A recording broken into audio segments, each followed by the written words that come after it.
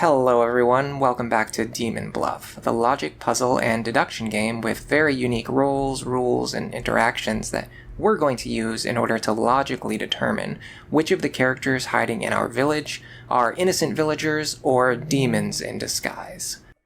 Okay, the Chancellor is going to mess with these numbers up here, so this is going to be important. The Chancellor is going to take one villager and he's going to turn them into an outcast, but he always sits next to the person that he transformed. The doppelganger disguises as a good villager currently in play. That means that the doppelganger and the villager are both going to be good, and they're both going to be telling the truth because they always disguise as a good villager in play. That's important. So this throws a wrench in the rules that we've established up until now, because now we can have two copies of a villager and they can both be good. And additionally, these numbers up here are not actually true because we know the Chancellor is in play. So the Chancellor has done something very important here. The game is telling us there's 6 villagers, 1 outcast, 1 minion, and 1 demon, but there's actually 5 villagers, 2 outcasts, 1 minion, and 1 demon. Additionally, Ba has placed a false outcast in here. Let's see if we can find the wretch. There's no witch, so that's good. That plays to our strengths. Okay. Ba has added a fake wretch into here. So Ba put this wretch here. The Chancellor transformed one of these villagers into either a plague doctor or a bombardier. So one of these is a real outcast, and the other one is a transformed outcast, which means neither of them is the Chancellor. That also means the Chancellor is sitting here, here, or here. And we know that one of these two characters is evil, because one of them is the Chancellor or Ba. The Confessor is good. Number 6 is a real judge. I like that. Okay, so we've gotten to this situation before. If we can confirm the identity of this judge, we also confirm the identity of the medium. So let's start there. Let's try to figure out a way. So we know that we can confirm all of these 3 characters together later on if we need to, but we don't necessarily need to. So let's look at this fortune teller. Here we go. Let's look at these characters and see if they're evil. You think that one of these characters is evil. Okay, now let's confirm their identities. The evils are not adjacent. Oh, sorry. Yeah, let's confirm their identities. Okay, so if this judge can confirm the Confessor, this judge, I believe, has to be evil. But then the medium would also have to be evil. Doesn't really make sense to me. Is there any corruption on this map? Oh, there's a plague doctor, of course. I see. Well, we know this is a real plague doctor. Okay, here we go. 6 is corrupted, I see. And then 9 is evil, which we actually know to be true. Okay, so we're forming a very clean board state now. We know this is the real plague doctor, which means we know this is the real judge. The judge is corrupted, which is why they think the Confessor is lying, but the Confessor is telling the truth. That also confirms your identity, which also confirms that you are evil, because you're claiming that one of these characters is evil, but they're not. That means that this is very likely to be the Chancellor, and it is. So this Chancellor either created this Bombardier or he created this Plague Doctor. Ba is 2 cards away from the closest evil. If that's true, then one of these characters would be evil, which is extremely possible. Well, hold on a second. I'm pretty sure these 2 characters can both be evil, though. You think that the evils are not adjacent to each other. Let's see if that can be true. The evils are not adjacent to each other. Actually, we know that's true, because you're evil for sure, and you're not corrupted, because there's only one corrupted character. We already found them. So we know that the evils are not adjacent to each other, so we know that you're telling the truth. That means that the evil has to be one of these 2 cards. So, if you're evil, then Ba would be more than 2 cards away from the closest evil, which would be true, or sorry, which would be false, you would be lying, so you would be Ba. And you'd be trying to give yourself an alibi, which would force this character to be good. Now, if you're good, Ba would be 2 cards away from the closest evil, which would be true. Okay, so this character, if this is Ba, he has formed an airtight alibi for himself. Now what's useful is that we can actually use this fortune teller to discern the difference, because there's only one corrupted character on the map, and we know exactly who it is. We know it's this judge, which means this fortune teller, if they lie to us, which they did, that means they have to be evil, which means you have to be good, which means you are Ba, and you're 2 cards away from the Chancellor. This has to be Ba because they cannot be corrupted. There you go. Very fun map. Okay, now we have the Drunk, which I love, and the Druid, which is whatever. So the Druid is kind of like in my opinion, it's like a less powerful Jester. What they do is you just pick 3 characters and it learns if one of them is an outcast. It's not really that useful because you can always see the outcast rolls anyway, so it doesn't really matter. I don't know. It's weird. It's like a self-confirming roll, but you also have to have a very specific configuration of cards in order for the Druid to be able to confirm themselves. The Drunk is very fun. They disguise as a random villager who is not currently in play. They're corrupted and they lie, but they can't be cured. And they're not evil. They're just a good character who disguises as someone else and lies. So it's very wild. You can have a lot of fun with the Drunk. So in this village we have, okay, so there's no Drunk here, so that's good. We do have a doppelganger, and we have Ba. So Ba has either added a fake Bombardier or a fake doppelganger to the deck. The totals up here are true though. So there's definitely 5 villagers, 1 outcast, 2 minions, and 1 demon. We know the demon is Ba. We know the outcasts. We know the minions are the witch and the regular minion. We know there's one of these 2, but not both. And then there's 5 villagers from among this set of 7. So 2 of these villagers are not actually in the village. And we know the witch is in place, so we have to be very careful with our flipping. Okay, the Bombardier could potentially be a minion in disguise, unfortunately. The Judge, the Knight. Okay, let's attack this Knight. Okay, this is the real Knight. That's important. The Lover says there are no evils adjacent to me. And you think that number 3 is good. That's true, and that also confirms your identity. We've got a lot of information from this set over here. We could also confirm the Judge if we need to later, based on this information. Number 8 or number 9 is a minion. Okay, let's flip those. Well, we definitely know that one of these Bombardiers is a minion, but we don't know which one it is, and that's very, very scary. So I would like to figure out which one of these is an outcast. And we can do that with the Druid. So let's have the Druid check the Lover, the Knight, and the Bombardier. Okay.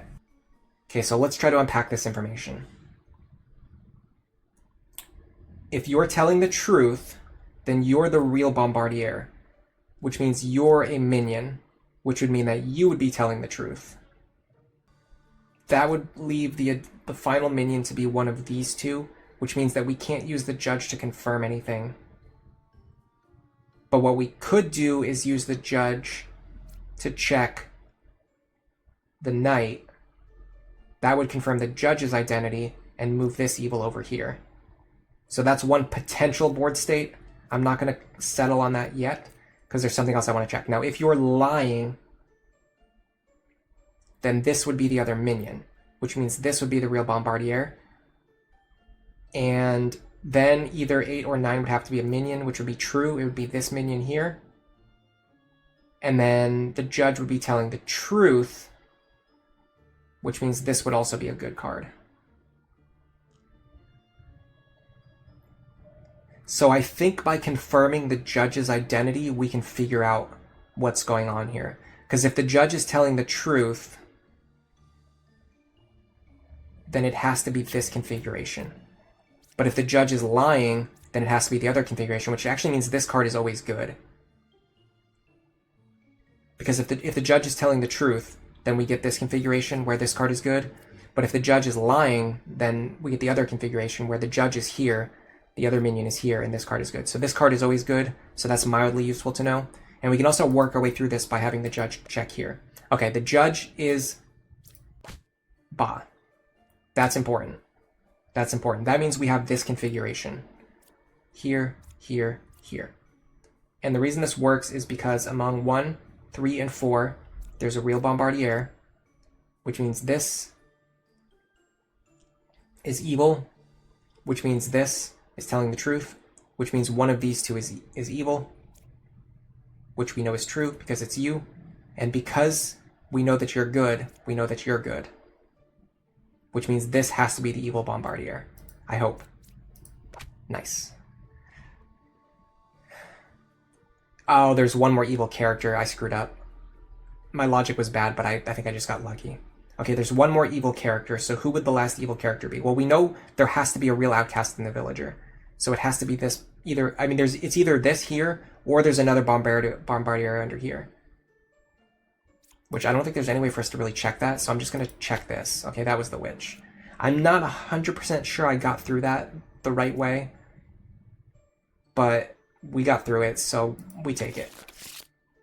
And we have unlocked Puka. I actually like Puka. I think Puka is easier to deal with than some of the other minions and some of the other demons. Because the Poisoner only corrupts one person at random, either the person to the left or the person to the right at random, it can sometimes be hard to make sense of the Poisoner. Puka actually corrupts the person on the left and on the right, which makes her a lot easier to find, in my opinion, and a lot easier to keep track of.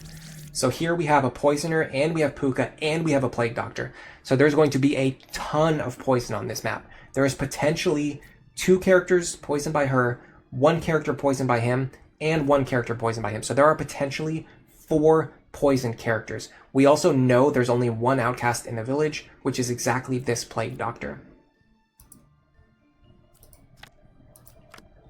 There's our Plague Doctor.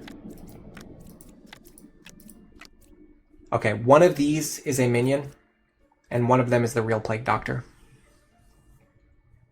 That means that one of these cards is definitely corrupted.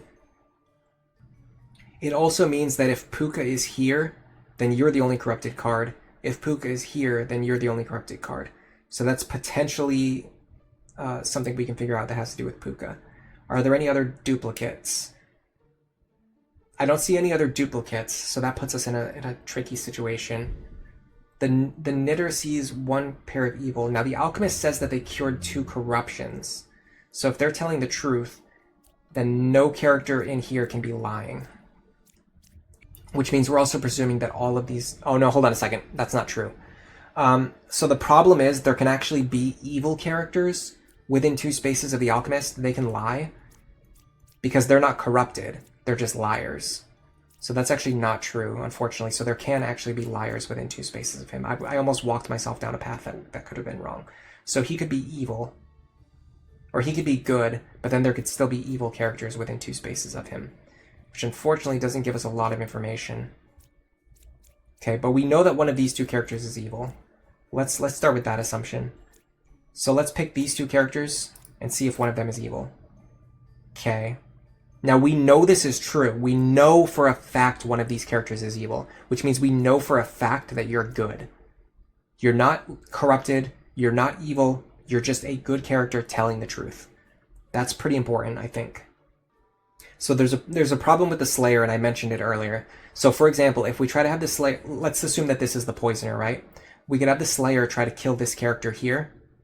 If their ability fails, it would imply that this is good, and then this is the Poisoner, right? But that's actually not true, because if this is the Poisoner and this is the real Plague Doctor, then this Plague Doctor would have poisoned this Slayer, and then the Slayer wouldn't be able to kill him.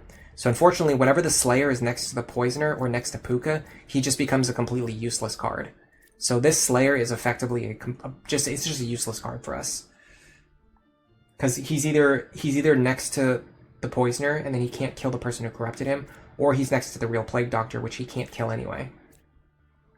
What if this one is evil? If this one is evil, then this is the real Plague Doctor, which means this would be either a real or a corrupted Slayer. So let's try that.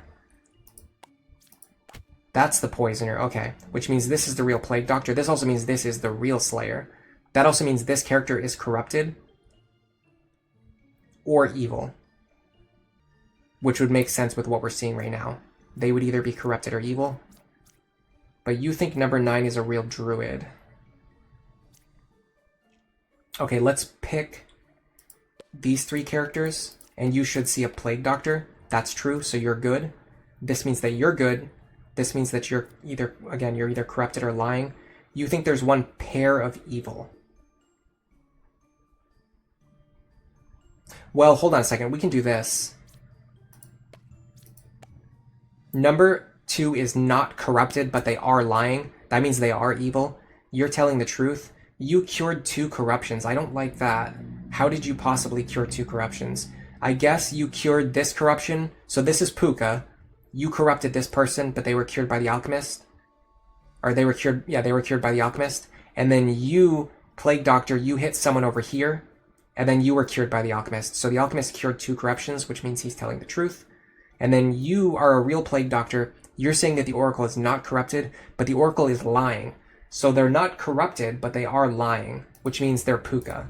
Yes, and then you corrupted this fortune teller, but then the alchemist cured this fortune teller. So actually, funny enough, despite the fact that we had 4 potential sources of corruption, we actually got a board with no corruption thanks to the alchemist curing everyone who got corrupted. So the poisoner couldn't corrupt the plague doctor or the Puka. The Puka corrupted this character, who was then healed by the alchemist, and then the plague doctor corrupted one of these characters, who was then cured by the alchemist. Or he corrupted the alchemist, who is lying about how many people he corrupted, which also matches. Let's go for the next. Now we have the baker and the architect. The baker is really fun. It's like a sort of like a self-confirming role, because when you flip them over, they always say, I'm the original baker. Or they say some kind of weird lie, which means they're not the real baker. The architect is a little bit wonky. It tells you which side of the circle is more evil, but it's a card that's difficult for me to use effectively.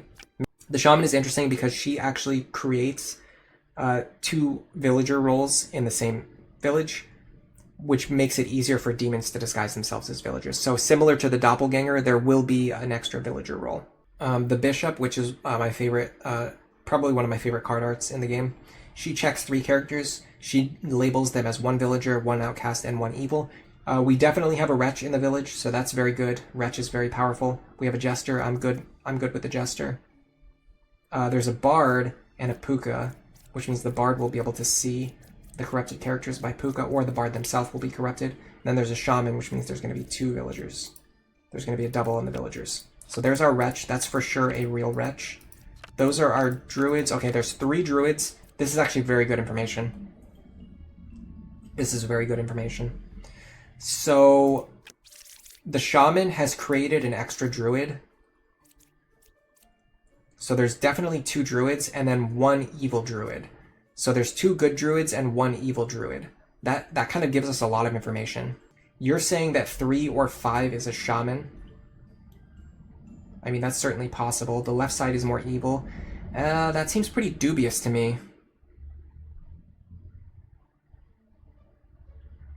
For the left side to be more evil, there would have to be 2 evil cards over here. There are no corrupted characters. That's pretty dubious. Shaman is 3 cards away from the closest evil. So probably 3 cards away from the wretch. So either this druid or bard. Man, we really don't have a lot of useful information here. I'll be honest, I'm really bad with the active abilities like the druid, the judge. I think I'm pretty good with the jester, but a lot of the ones like the druid, for example, I'm just really bad with. So she learns 1 random outcast. Okay, so the only outcast we have is the wretch, which means she'll never see so a real druid will never see a real outcast. I think that's somewhat important. Let's start with these 2 because they're next to each other, and I think that's important. So let's just check these 3. You think there are no outcasts, which is true, which means you have to be a real druid. Because a fake druid would lie. A fake druid would lie and say that there's an outcast over here when there's not. So let's try you next. Now you think there's a wretch over here, so that's not true. Which means you're either evil or corrupted. And the only way for you to be corrupted is if this is Puka. Let's do the same thing here. You're actually good. Okay, that means you have to be evil. Because we know there's only 2 real druids and 1 evil druid. There you go, there's your shaman. Okay, now we just have to find Puka. Now these 2 characters are not evil and they're not corrupted, so this can't be Puka. So Puka has to be one of these 3 cards. 3 or 5 is a shaman. That's true, so we know you're good. So Puka cannot be here. So we know you're good, and you're not corrupted. So Puka cannot be here. So shaman is 3 cards away from the closest evil. That's complete nonsense. Of course, we know it is, because you're corrupted, because this is Puka. And Puka is lying. She's saying that there's no corrupted characters. Well, of course she would say that. She's the one who corrupted them. Perfect. See, I really like Puka. I think you can get a lot of information just from knowing that Puka is in the game. Now we have the Puppeteer. I love the Puppeteer too. I don't think the Puppeteer makes the game any easier, but I think he makes the game harder in a way that's very fun and very fair and challenging. The Puppeteer turns a random adjacent villager into a puppet. The puppet is interesting because it's evil and it's disguised as a villager, but it doesn't lie. So it still tells the truth, which is really fun. I'm just going to confirm that there's no witch here. Okay, there's no witch, so we can start flipping over as we wish. Okay, so here's a good example where the count at the top is going to be heavily adjusted. So the game thinks there are 5 villagers, 1 outcast, and 3 minions, but that is not true. Because the Chancellor is going to turn a villager into an outcast, there's 4 villagers and 2 outcasts. But because the Puppeteer is going to turn a villager into a minion, there's actually only 3 villagers, 2 outcasts, and 4 minions. So the villagers are heavily outnumbered here. So because we have a Plague Doctor and we have a Drunk, there is going to be a lot of lying on the board. Number 9 is a real knight.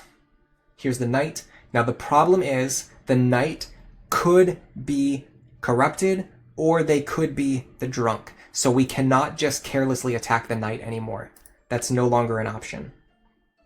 We have a Jester, a Lover who thinks 1 evil is adjacent to her, a Plague Doctor, a Double Knight. Now we know one of these knights is sus.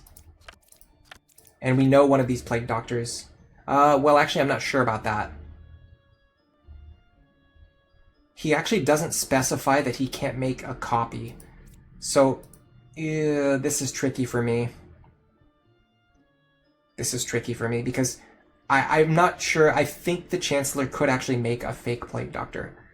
Now, what is interesting is that the Chancellor always sits next to an outcast, but the problem is he could be sitting next to a Drunk.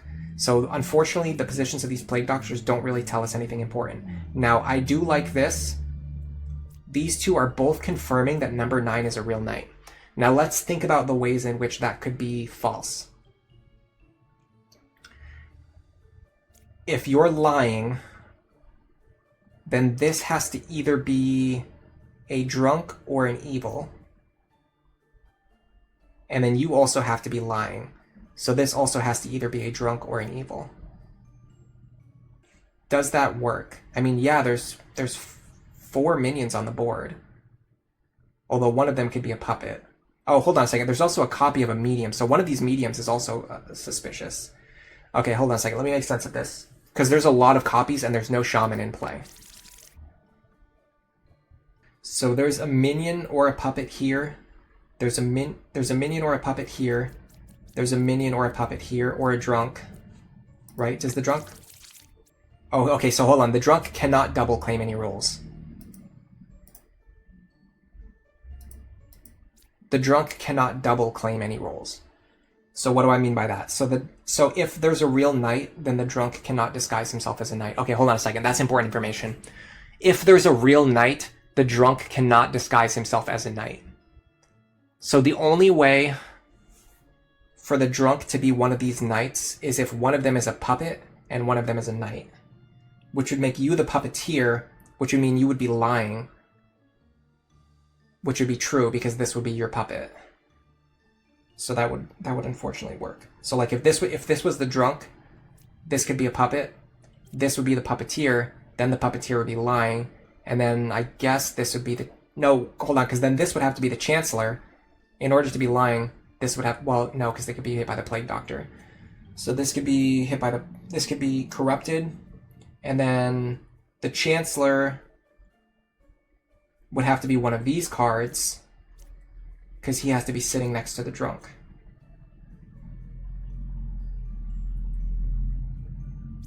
What else do we have in play? So we'd have 1, 2, we'd have 3. We'd have to have a liar somewhere around here. 6, 8, or 9. Well, this would have to be evil for sure, because there's a bunch of evil cards around here. So this would have to be evil, which means these two would have to both be good. I think this is the only possible board configuration state where a drunk can be disguised as the knight. And if that's true, then this jester has to be telling the truth.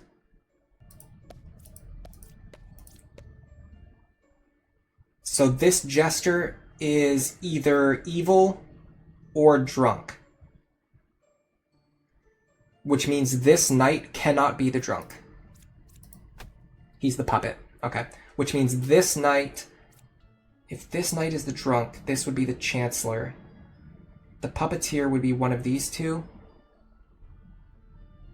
And then this character would be corrupted by the real Plague Doctor. So far, this makes sense. Number 8 is not corrupted.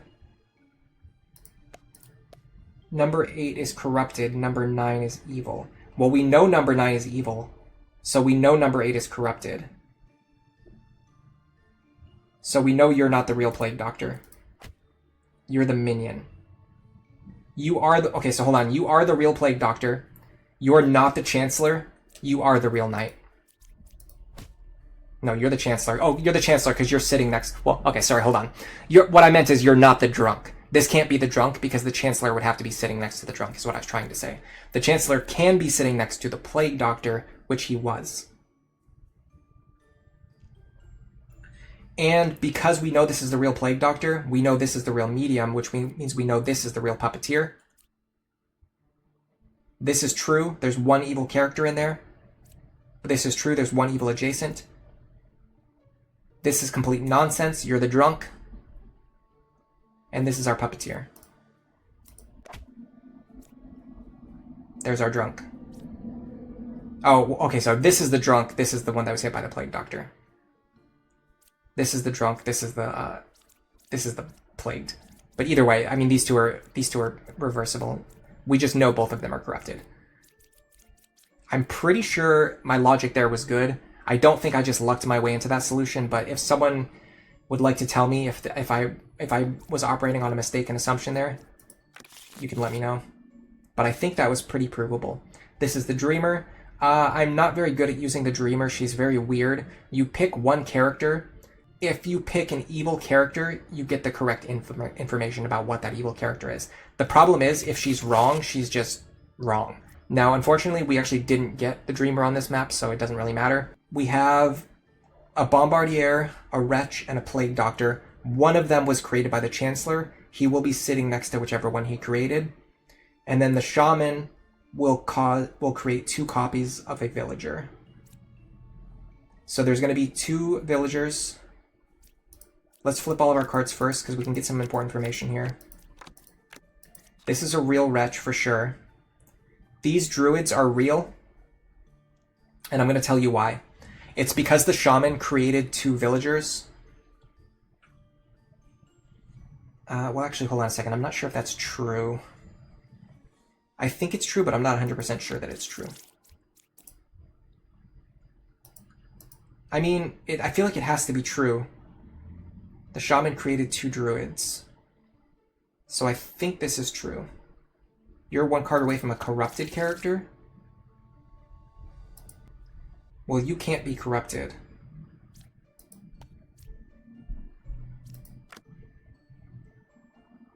So the evil character, so one of these plague doctors is definitely evil. The evil one is going to say that this character is not corrupted.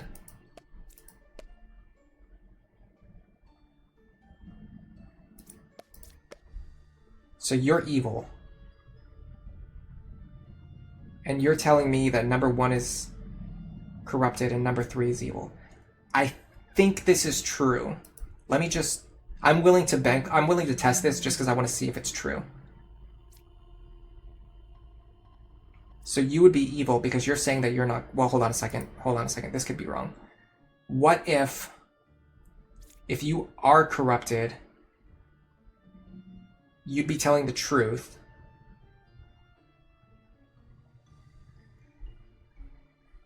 which would make you telling the truth, which would make you a liar, which would make you evil. If you're not corrupted,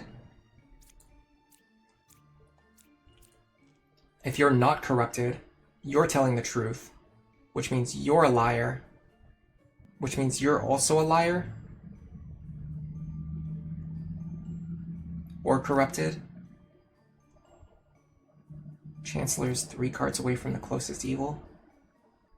I'm not sure. I feel like I thought I was going to get something from this, but I actually didn't. Well, let's check the druid.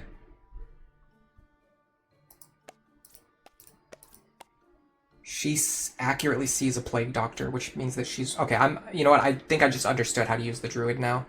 For some reason, I had a really hard time using a druid in the past, but now I 100% understand how to use it.